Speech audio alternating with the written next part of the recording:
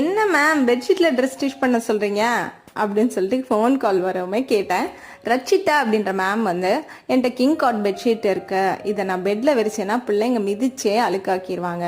நீங்கள் ஸ்டிச் பண்ணுற ஸ்டைலை பார்த்துட்டு எனக்கு இதை ட்ரெஸ்ஸாக கஸ்டமைஸ் பண்ணிடலாம் தோணிடுச்சு அப்படின்னு சொல்லிட்டு சொன்னாங்க. கடையில் போய் நெட் கிளாத்தெல்லாம் வாங்கிட்டு வந்துட்டு எந்த மாதிரி ஸ்டிச் பண்ணலாம் அப்படின்னு எனக்கு கொஞ்சம் சஜஷன் பண்ணுங்க அப்படின்னு சொன்னாங்க.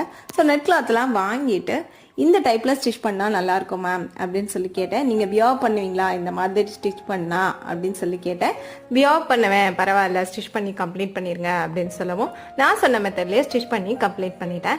மேலே வந்து கொஞ்சம் ஸ்கின் ஷோ ஆகிற மாதிரி தான் நெட்டட் கிளாத்தை வச்சு ஸ்டிச் பண்ணி இந்த ட்ரெஸ்ஸை கம்ப்ளீட் பண்ணிட்டேன்.